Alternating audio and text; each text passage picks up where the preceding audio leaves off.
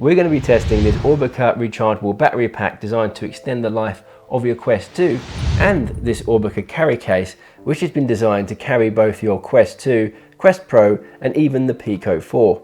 But in this video we'll just be testing it with the Quest 2.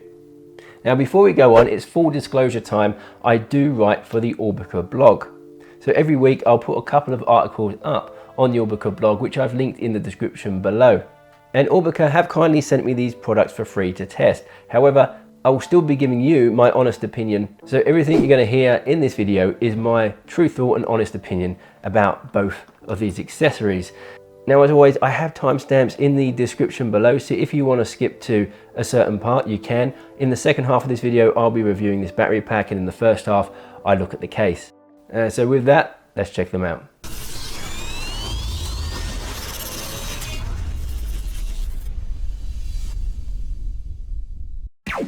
The first accessory I'm checking out is the AUBIKA Prime carrying case. This not only fits the Quest 2 but also the Quest Pro and Pico 4. It costs about $30 with free shipping, 2-year limited warranty and a 30-day money back guarantee. And you can get 10% off your first order, which will bring it down to about $27. The lid is made out of this hard, kind of semi-gloss plastic material. It's both scratch resistant and water resistant. The bottom is made of a fabric kind of material, but it's also quite hard and durable. In my opinion, the case feels premium and looks pretty good too. This case seems quite durable. I think if I did try hard enough, I might be able to punch through it, but that would probably be excessive force. I think for the standard knocks and bumps you're going to experience doing travel, the protection that this case provides is going to be more than adequate. At the bottom we have these chunky zips which are easy to zip up the case. And if we flip it around, we have the carrying handle. These are riveted on by 4 rivets to either side, so it's attached really well and it's really comfortable to hold as well. If I compare it to the official carry case handle puts a lot of pressure on the top of the hand, which can get uncomfortable if carrying for an extended period of time, whereas the AUBIKA hand strap distributes the weight more evenly and is just a lot more comfortable to carry. Now inside the case we get this lens protector, which is very handy. If things move around the case while you're traveling, it means your lenses won't get damaged or scratched. Then these things, which I almost missed, there are a couple of cable ties. There's nothing too expensive or significant, but still quite handy to have. Then at the bottom we have Velcro to the case, this carry bag, this mesh carry bag with a drawstring. Of course you can take it out if you don't need it, that's a nice little extra. And then lining the lid itself we have another mesh carrying space with zip. There is this Velcro strap to hold down the headset inside and plenty of space within the case itself. It's quite a spacious case. The inside is lined with a plush material so it protects your headset gear, and one of the best things I like about it is it doesn't have any molded features, any molded parts. I'll show you what I mean using an official Quest 1 carrying case. Now I realise I'm trying to put a Quest 2 controller inside a case that wasn't designed for it, and so naturally it won't fit. But I don't have a Quest 2 carry case, so I'm just going to use this for illustrative purposes to make a general point about the drawbacks of having molded features. And the official Quest 2 carry case does have molded features inside. And my point is, if you do have modifications on your Quest, like ring covers, grips, or a different head strap, the molded features might not fit your Quest like they should, and actually prevent you from getting your Quest 2 inside the case. So for me, having just one large cavity is best because it gives you maximum versatility for those mods and upgrades. And it also allows you to store other things inside, like different headsets like the Quest Pro or the Pico 4. Now I tested it out with a few different head straps, starting with this Halo design head strap, and when I tried this one I wasn't able to close the case fully. Then I tried the Vive Deluxe audio strap with built-in headphones. Again, this one did not fit either.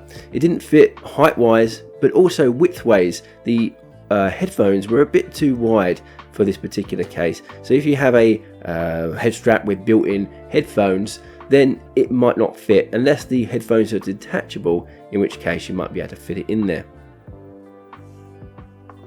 but it did fit nicely with the battery head straps I own. That's the Kiwi design battery head strap that you're seeing there, but also the AUBIKA battery head strap and the official Elite battery head strap, as well as their non-battery alternatives.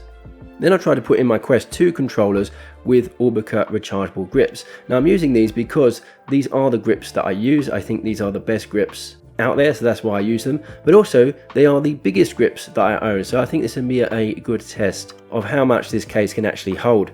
I also put in a couple of other things that I'd typically carry with me, and that is the charging adapter and cable and my power bank.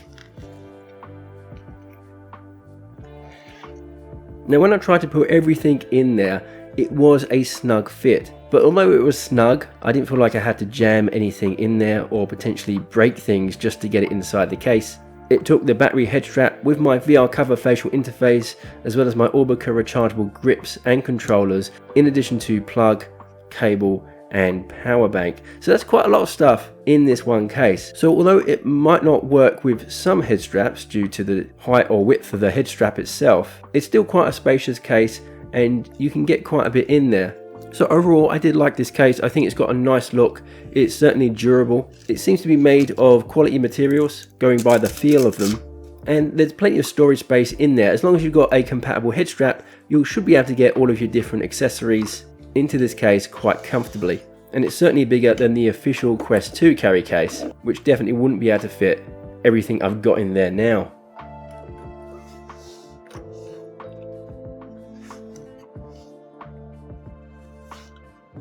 And we'll move on to the AUBIKA Rechargeable Battery Pack for Quest 2. This costs about $25 US, again with free shipping, 2 years limited warranty, as well as a 30-day money-back guarantee. And you can get 10% off your first order, which will bring it down to about $22.50. Inside the box you get exactly what you would expect. You have the battery pack itself, as well as a little user manual tucked in the back. The casing is made from this textured plastic. It's slightly whiter than the off-white colour of the Quest 2. You have these charging indicators along the front, as well as a USB-C charging port on the bottom and on and off button just at the top, in addition to these stiff rubbery rails so that you can slide it onto the arms of the Quest 2. There's a little bit of flexibility there, so if you have a head strap that's maybe a bit larger around the arms, then it should be able to accommodate for that extra size. And if we look at the specs, we can see the battery capacity is about 4,000 milliamp hours, which should extend playtime between about 2 to 4 hours, depending on what you're doing. So I tried this with my AUBIKA battery strap and my official Elite Quest 2 battery strap, and it fit on the arms perfectly. You can see the USB-C cable doesn't have to travel far, so there's not much excess cable, which is great. And it fits quite neatly onto the side of the Quest 2 headset. Now it didn't fit all head straps as well, so this is the Kiwi design head strap, and it has a hinge in the side so you can flip it up. And as you can see, the hinge prevents it from being pushed all the way down. Now this was the case also with my audio head straps, as the built-in headphones didn't allow the battery to be pushed all the way down. And as you can see, it still works, it still fits the head strap, but you can see there's a bit of overhang there, so it doesn't look as nice as it did on the AUBIKA and official Elite straps that I tested earlier, but it still works just fine. And it's not just obstructions on the outside of the head strap that you have to watch out for, but also obstructions on the inside. Like with my Halo strap here, you can see there is an obstruction on the inside where the rail goes, preventing it from sliding all the way down. But despite that, the battery still fits securely onto that head strap arm, and it's still completely fine to use just like that. And if we measure the length of the rails, it's about 11.2 centimeters or 4.4 inches. Widthways is about 3.3 centimeters and 1.3 inches, with some give there, as I explained previously. And when I tested it, the battery worked as you might expect it to work. And to be honest, I didn't even notice it on the side of my headset, which is a good thing. It weighs just over 100 grams, so it's super light. The charging cable and the battery pack is out of the way. And from the outside, I think it looks pretty neat on the headset too. Now there is a choice to get something like the AUBIKA head strap with battery, which has some advantages over a battery like this because it's integrated into the head strap itself and provides a bit of a counterweight to the front heaviness of the Quest, making it a bit more comfortable for your face. But one advantage of a battery pack like this is that it can be removed. So if for whatever reason you don't want a battery pack, you can take it off. It also means you can use it as a standard power bank for other things, which is something you can't really do with the battery head straps. Having said that, you could also use this in conjunction with a battery head strap. So if you go through a marathon session, you drain the Quest 2 battery, you drain your battery head strap, you've always got this as a final option so you can keep on playing.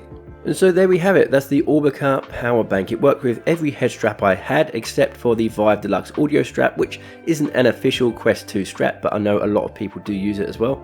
But whilst it worked with every head strap I had, it worked better with some than others because those head straps with built-in headphones or hinges on the side prevented it from being pushed fully down. So it was still usable on those head straps, just didn't look as nice. Other than that, it has a nice sleek design, the battery does what you expect it to do, and it's a great battery pack if you want something that's just going to keep out of the way, something that you're not even going to notice, but that will also give you the benefits of that extra playtime. And one final note, it might also fit with other headsets, like the Pico 4 for example. I don't have the Pico 4 to test, but looking at the image like here, the head strap arms are similar to the Quest 2. So while it might not fit as well as it would on the Quest 2, it might also be possible to use this power bank with something like the Pico 4. Anyway, that's it from me. There's two AUBIKA products there. Both of them have their pros and cons, but at the end of the day, I think overall they're both good products as long as you have compatible accessories, particularly the head straps, which would work best with these two products by AUBIKA. Now all links to the AUBIKA website and the blog are in the description below, so if you want to check these products out some more, you can. What did you think of the accessories? Let me know in the comment section below. That's it from me for now. Thank you for watching as always, and I hope to catch you in the next one.